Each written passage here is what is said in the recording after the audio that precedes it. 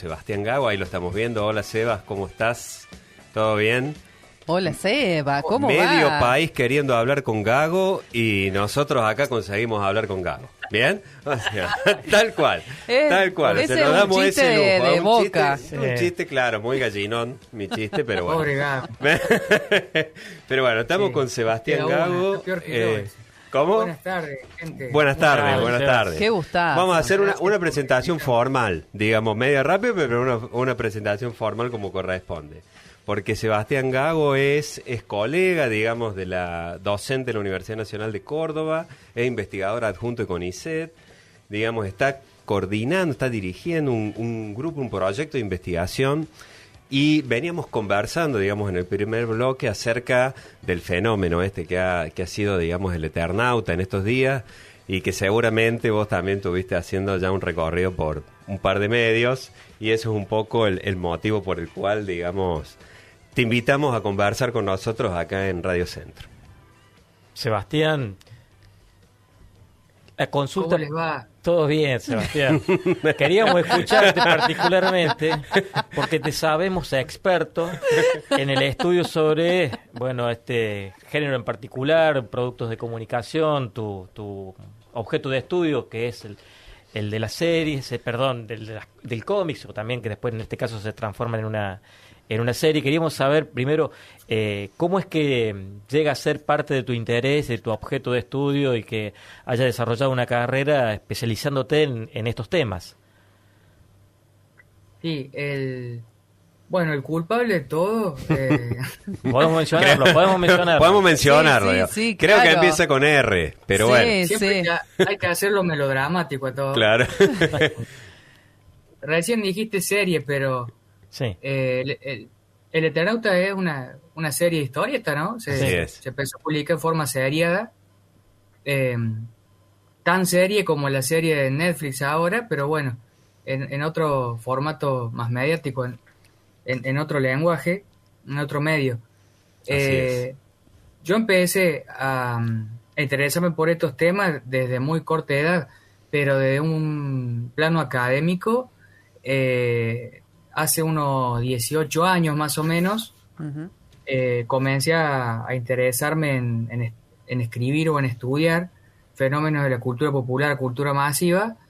Me acerqué de a poco a un grupo de investigación que había en la universidad a la que pertenezco, la Universidad Nacional de Córdoba, y allí en la vieja escuelita de Ciencia de la Información, en la Facultad de Ciencia de la Comunicación, ahí había un equipo de estudio de historieta que existía de hacía varios años. Yo me terminé uniendo en el 2008 a ese equipo. Ya venía con contactos previos y recordemos que los estudios de quien dirigió ese equipo durante 15 años, Roberto von Sprecher, un profe de la Facu, gran profe. se remontan a la década del 70, ¿no? Hace unos 50 años él empezó la investigación desde una perspectiva comunicológica y sociológica de los cómics. De hecho, sacó una tesis de grado al principio de unos 8 tomos, Cierto. donde hacía una reconstrucción de toda la historia de la historieta argentina. La tengo acá, la tesis, casi que no me entra en el armario. Y bueno, el equipo fue mutando, fue ampliándose al estudio de otras tradiciones de historieta de otros países, otros tópicos, por ejemplo, estudiar lo que es la industria, la economía política de la industria editorial de la historieta, tal cual.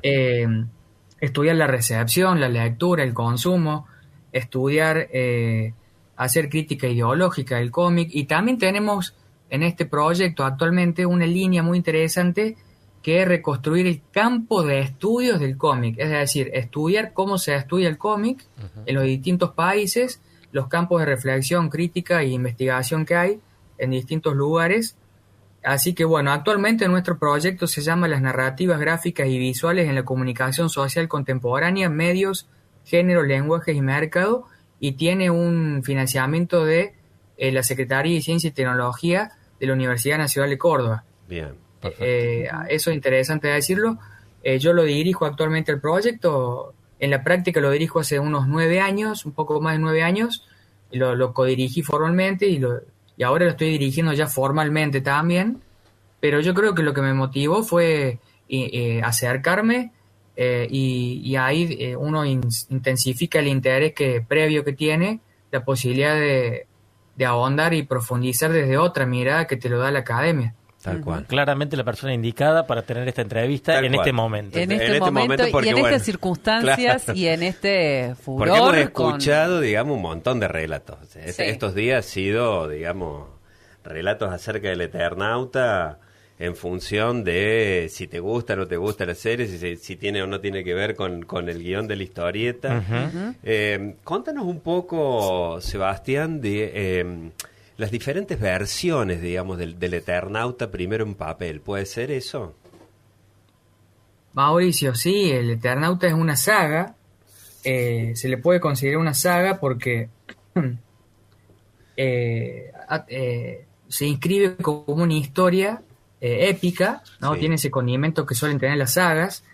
Su característica más identificable o más distinguible es que es un mito de lucha moderna. Ujú. Partiendo porque el héroe moderno busca en su peripecia, tiene una búsqueda de lo que es su identidad, reafirma o trata de afirmar una identidad que esté en crisis. Hay un punto de comienzo de su peripecia, que en el caso, por ejemplo, del Eternauta se inscribe en una temporalidad circular porque Tal cual. él puede adquirir un rol de tratar de buscar recomponer un orden perdido, reconstruir una sociedad, que es un rol redentor que tiene el héroe de una saga, pero también puede tener una posición de rebelde, de héroe rebelde, de transformar un estado de cosas injusto, como es el caso de otra parte de esta historieta, o de otra historieta, Claro, que se hizo el claro. Eternauta, que la hizo Westergel en la década del 70, que es el Eternauta 2. Tal cual. Claro. ¿No? Tal Un héroe cual, sí. mesiánico, un héroe individual. Entonces, se inscribe siempre en una temporalidad circular. Vos fíjate que el Eternauta empieza con un relato de un navegante del porvenir que irrumpe en una habitación de un claro. escritor de ciencia ficción, de Exactamente. una guionista de historieta que es Claro. Westergel. Entonces, Exacto. pero bueno, esa característica de saga podemos clasificar que tiene una saga madre, que es la que escribió Westergel en sus distintos guiones, que tiene un punto interesante, que es una remake que la estás mostrando ahí vos. Sí, que es la de Brescia, digamos. El Eternauta que salió en la revista Gente, con dibujos de Alberto Brecha. Acá lo tenemos, mirá. Claro. Exactamente. Sí. Esta es la, ¿Eso es del la edición de 76 o código. no? ¿Esa es del 76 o no? Este es del ¿Esa sabe? 69. Ah, del 69. Sí. Se publicó la revista Gente con unos dibujos, un estilo muy experimental en la gráfica, muchas experimentaciones plásticas que hacía Alberto Brecha, con un guión ya con mensajes Claro. más direccionados Exactamente. a una crítica Política. muy radicalizado políticamente, porque el guión asocia, por ejemplo, la invasión con lo que era en ese momento el avance y las políticas de los Estados Unidos en Latinoamérica, las distintas dictaduras en el Cono Sur. Claro. Hay una radicalización y una asociación y una referencialidad más grande que le da Westergel en su ficción a cuestiones de la política y de la realidad, el contexto sociopolítico de la época. Ujú. Es más actualizada en cuanto a la cuestión de género. Surgen protagonistas mujeres o personajes mujeres que adquieren más protagonismo. Fue realmente una experiencia fallida. Ujú. Y eso sería como la saga madre, sumando a esta versión más de utopía montonera, que es el Eternauta 2, que se publicó Sí. en la revista Scorpio. Sí. Y se ¿Esa termina ya era publicando- color o no? Digamos, Sí. esta edición ya... Exactamente. Lo que sí, bueno, lo esencial del argumento del Eternauta, la primera parte, ¿no? Es una búsqueda, una lucha iniciada por un grupo de hombres, sobre todo hombres, ¿no? Sí. Comunes, atrapados por una nevada mortífera dentro de una casa en una zona norte del Gran Buenos Aires, en la casa de Juan Salvo, justamente, y se deciden a salir a ver a enfrentarse con eso desconocido, lo que sea que está sucediendo afuera, que está pintando espantoso, ¿no? ya que es un hecatombe que arranca antes de que se conociera la verdad de la causa de ese hecatombe que está ocurriendo, y bueno, es como un momento de todos contra todos al principio. Westergel lo plantea ya desde antes de que se conociera la existencia, voy a spoiler, de una invasión. Tal cual, sí. Bueno, las distintas versiones parten de esa saga madre, sobre todo lo que hace Westergel, y después hay ramas o sagas postdictatoriales del Eternauta, claro. Empezando por el Eternauta 3, que es con guiones de Ongaro, también se publica en ediciones récord, y después van a venir en los 90 y los 2000, con incluso una saga, una subsaga oficial, el Eternauta El Regreso, con dibujos de Solano López. Sí, Maistegui escribía, ¿no? ahí, ¿o no? Paul Maistegui, donde, bueno, hay una actualización del argumento, donde se cuenta otra historia a partir del elemento de la historia original, pero se desarrolla un nuevo relato, tal cual.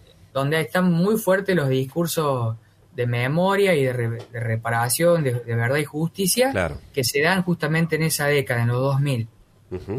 Bien. Recién nosotros conjeturábamos acá en el primer bloque acerca de cómo pudo haber sido el consumo y la circulación particularmente del Eternauta, en función de nuestras experiencias, cuándo y cómo nos acercamos a alguna versión del Eternauta. Pero recién cuando te presentabas decías que uno de los aspectos que trabajan en la investigación fue la recepción. Sobre eso, ¿qué nos podés decir? ¿Cómo fue el consumo en los distintos momentos del Eternauta? Probablemente muy buena la pregunta, porque el Eternauta se convierte en una gran historieta, una epopeya argentina, digamos también porque cumple una de las funciones que tiene la literatura, de tal vez ser una representación, un reflejo de los problemas de una época, ¿no? Y en la ciencia ficción eso se da muy fuerte, sobre todo en esta ligación de la ciencia con la ficción. El Eternauta fue pionera en un género que es la ciencia ficción en la historieta. Tal cual.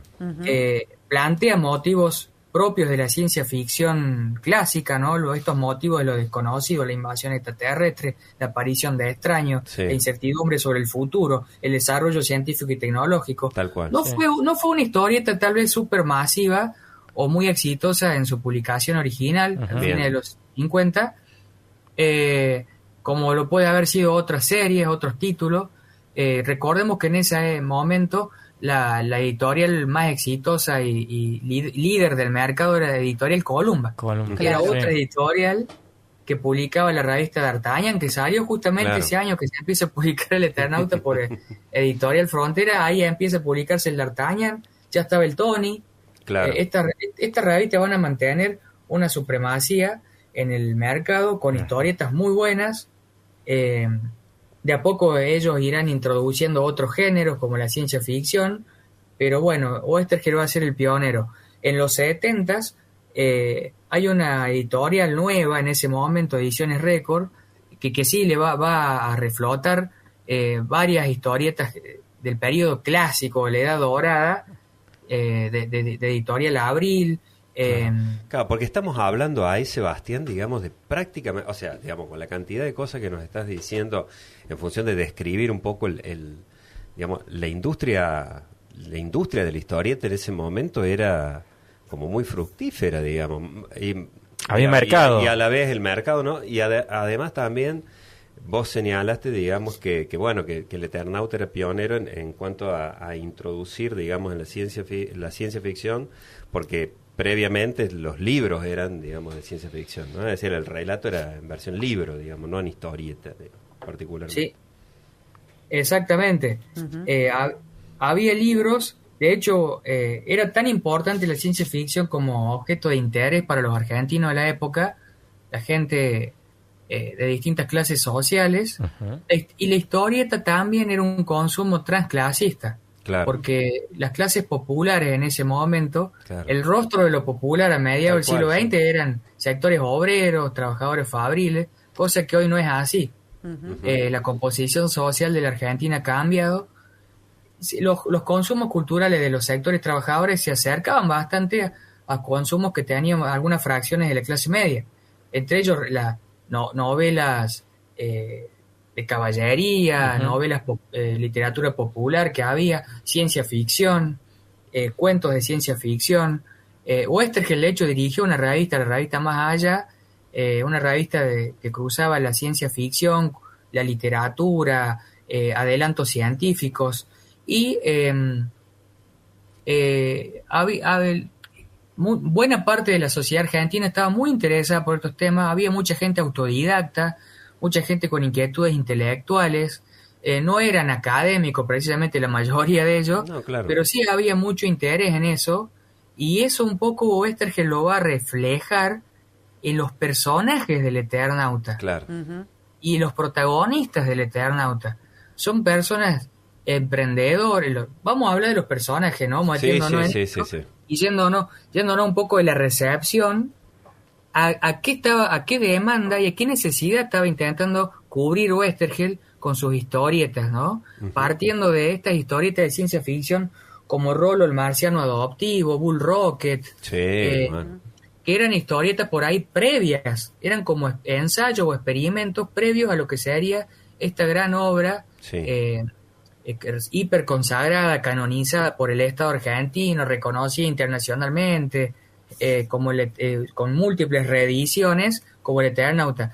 ¿Cómo eran los personajes? Bueno, vos fíjate que el grupo primigenio de donde surge la historia son personas representantes de distintos estratos de la clase media, un ingeniero, profesor universitario, otro es un empresario pyme, militar, como Juan Salvo, porque él es subteniente de reserva del ejército argentino, formado en el Liceo General San Martín. Por lo tanto, él tiene una posición intersticial ahí entre ser un civil y ser un militar. Claro. No es un militar orgánico, pero es una persona de formación militar. Exacto. Que ante una situación crítica del país, él está enrolando y engordando las filas del ejército. Había uno que producía instrumentos musicales, un luthier, el otro le gustaba hacer experimentos en una buhardilla y era jubilado bancario, creo que es Lucas Herbert ese. Después se suman otros a ese componente originario de ese grupo. Está un obrero que es Alberto Franco, y Alberto Franco tiene la particularidad que se hizo el traje más extraordinario y perfecto, de impermeable con la mejor máscara, de mejor calidad técnica, para evitar que fuera alcanzado por los copos de nieve. Mortales. Spoiler, todo spoiler. Pero esto es de la historieta. Esto es de la historieta. Pero si la serie es igual.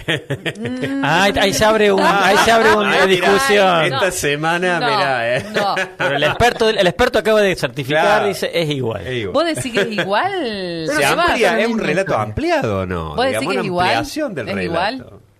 Porque yo he hablado también con otras personas que también son muy lectoras de la historieta del Eternauta, fundamentalista de la historieta, ¿no? Puristas. Podríamos decir, sí, claro, ahí va la cosa. Y coinciden que, hay mucha diferencia entre la historieta y la serie. Y que, tienen ahí algunas reservas, ¿no? Con respecto, por ahí a los tiempos de que en la serie es todo mucho más rápido que en lo que va en la historieta, y que en la historieta uno tiene la posibilidad de asombrarse o asustarse o pensar, y en la serie es como todo muy rápido, no llega a cumplir esa trama. Por ejemplo. Yo me asusté mucho con la serie también, ¿eh? Voy a decirlo en criollo, como un cagazo. Pero bueno, eso viste que se da en los primeros 3 episodios. Eso lo dijiste vos incluso. Sí. Que dijiste, que esto de que era como más lento, ¿no? El ritmo. Claro. Pero hay una construcción muy interesante ahí del misterio, de la incertidumbre, la ansiedad del personaje. Todos elementos que Oesterheld trabaja muy bien. Pero vos ten en cuenta que la ficción seriada en impresos de historieta tal vez fue el último gran hito del continuará el Eternauta. Claro. Porque ya a partir de ese año y de ese fin de años 50, principios de los 60, las editoriales van a dejar de publicar con el famoso continuar, empiezan a hacer todos episodios autoconclusivos Claro. de un mismo personaje, pero la historia ya que venían en la revista mensual, se terminaba ahí, fin del episodio, y después hay otro episodio, pero ya porque no era tal vez rentable, no funcionaba mantener en vilo, así en ascuas, como te mantenía esa serie. Yo creo que Stañaro logra parte de eso, emplea los personajes, los escenarios, otros elementos de la historia original, para desarrollar un relato que va a ser el mismo, pero adaptado y actualizado, ¿no? Porque conceptualmente no se modifica el corazón de la historia, la carga dramática, los conflictos que hay, la miseria, la angustia, la lucha por la supervivencia, la desolación, la incertidumbre respecto al futuro, respecto de qué va a pasar, el afloramiento de un individualismo acérrimo por momento, del sálvese quien pueda, el pesimismo que gobierna a los personajes, una pizca de optimismo, de esperanza, otra vez el pesimismo. Eso creo que está adaptado a lo que tiene que ser ahora la ficción televisiva, la acción, el drama, y sobre todo una serie que en el fondo es de ciencia ficción, ¿no? Pero sí, hay cambios importantes, pero creo que la base está. Y como decía un personaje que bueno, no vamos a nombrar, No. Pero, tal cual. Pero sí quería decir esto. ¿Qué es lo que para mí se mantiene en la serie de una forma muy lúcida, muy actual, muy bien pensada, muy bien razonada? Y es ese igualitarismo y esa solidaridad interclase que tienen los personajes, y que son el motor de la aventura, ¿no? Claro. Porque hay como una unión, una alianza de clases, hay de fragmentos, sectores de clases sociales de la Argentina actual, muy distinto a cómo era, o bastante distinto a cómo era en la Argentina en los 50, ¿no? Tal cual. ¿Te parece? Tal cual. Perfecto. Esos personajes nuevos que aparecen, esos nuevos rostros de lo popular, de lo subalterno, como un chico de origen chino, una chica de origen venezolano. Tal cual. Pero ahí está la figura del estudiante, ¿no? Esto de la interclase, digamos. Yo lo pensé desde esa perspectiva, ¿no? Y bueno, ahí está como la figura del estudiante ahí en la movilización estudiantil en determinado momento. También uno lo podría pensar de esa manera. O también que no se sabe quién, por ejemplo, el personaje que vendría a ser el sobrino, ahora no recuerdo, pero de uno de los amigos de Juan Salvo. Omar, exacto, que viene de Estados Unidos. Que viene de Estados Unidos. Ese no está en la historieta. No. Y pero tampoco, tiene que estar. Bueno, pero ahora tiene que estar. Ahora porque... sí, tiene que estar en el nuevo contexto, claro. Obviamente, contexto del Eternauta. Tampoco... O se justifica que esté, ¿no? Se justifica, me parece.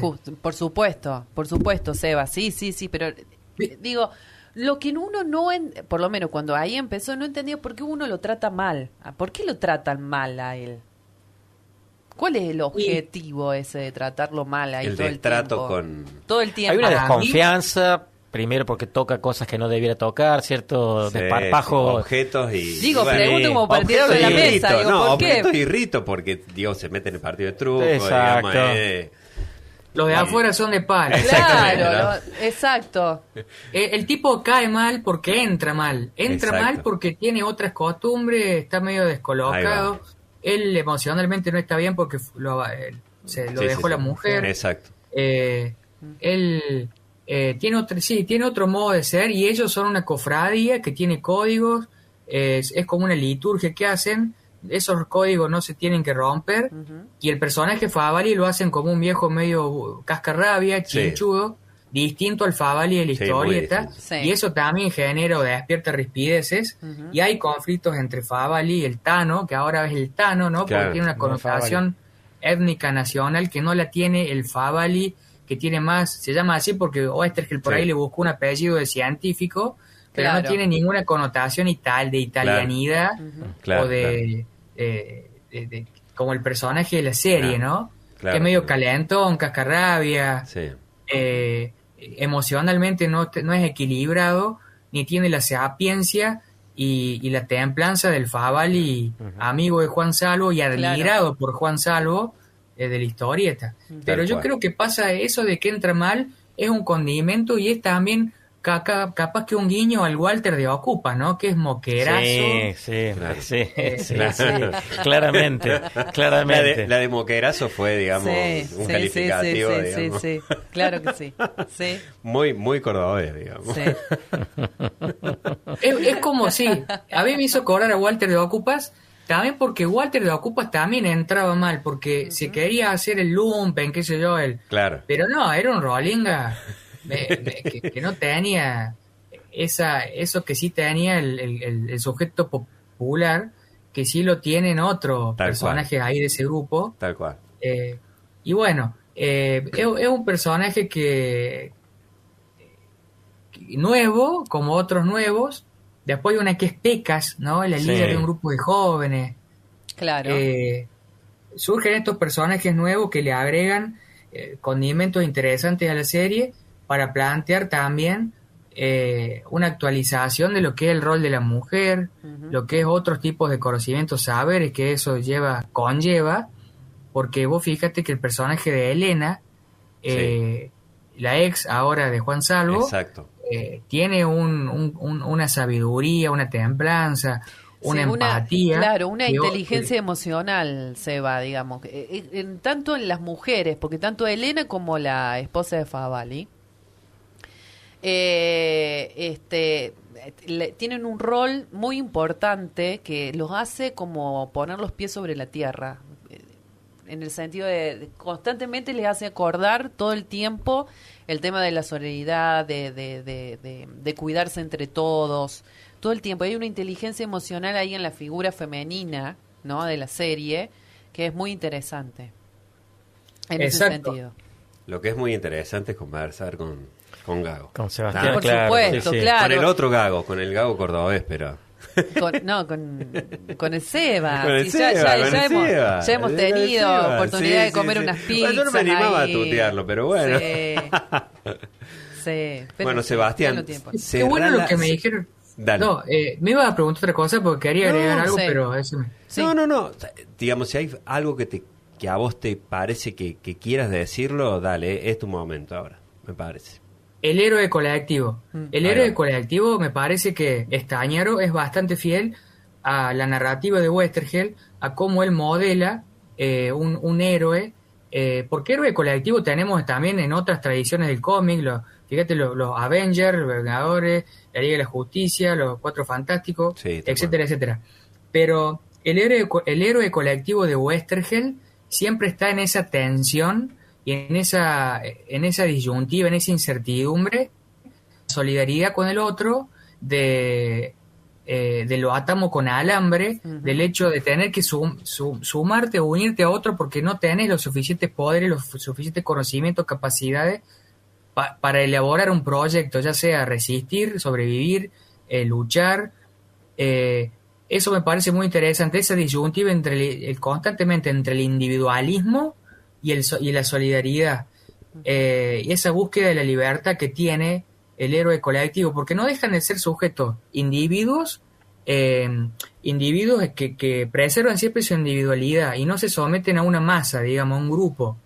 Esa tensión me parece muy interesante en cómo Westergel va modelando de a poco el héroe colectivo, siempre con crisis, con grietas, y con humanidad, ¿no? Propio de con las miserias y las falencias y las virtudes que tienen los seres humanos. Bueno. Perfecto. Muy Qué amable. grande, qué grande. Muchas gracias, Sebastián. Seguramente porque esto me parece que no sé si lo podemos decir continuará, porque- Claro, va a La pero entrevista. seguramente va a continuar. Seguramente Sí. va a continuar. Sí, sí, claro que Muchísimas gracias por el convite. Me sentí muy bien, la verdad Bueno, que gracias también. sí. que me nosotros Gracias por, Discutir también. gracias y por aprender. decírnoslo a eso. Sí. Que intentamos que quienes que participan de esto se sientan bien, principalmente, ¿no? Totalmente, Bueno. totalmente. Pero más que agradecidos nosotros, Sebastián, de que, bueno, este ratito hayas conversado con nosotros sobre este tema, que sé que, sabemos que te apasiona muchísimo, y bueno, y a nosotros también, Tal porque, bueno, lo hemos elegido también como tema del programa. Así que gracias.